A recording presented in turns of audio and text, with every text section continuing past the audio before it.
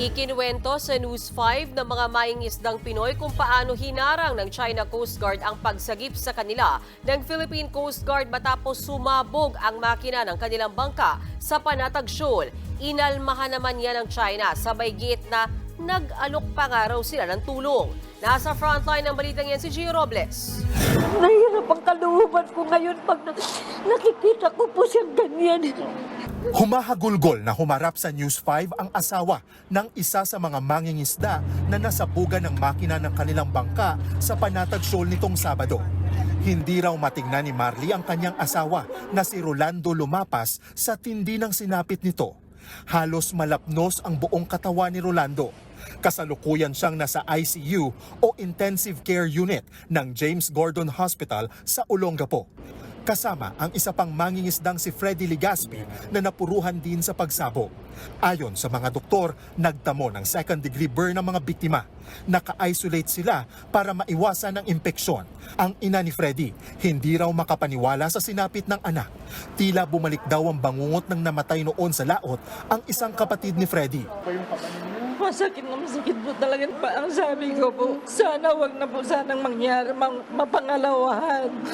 Kwento ni Freddy, 8 silang nangingisda noon nang magkaaberyang makina ng kanilang bangka. Sinubukan pa raw niyang ayusin ang makina pero bigla itong sumabog. Malakas po yung pagsabog. Nakita ko po kasi yung battery namin, sumabog din umangat. Oo. Tapos, may pressure na galing sa ilalim, may kasamang apoy.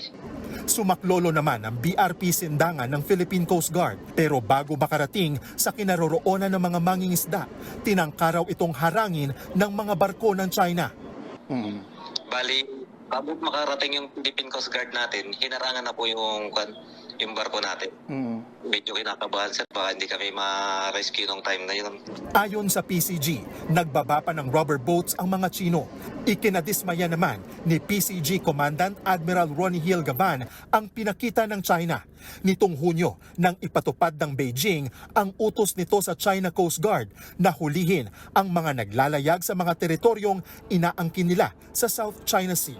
May shadowing, may dangerous maneuvers, in some instances mayroong docking maneuvers. Nakakalungkot actually na makitang ganun yung reaction ng kapwa mo Coast Guard.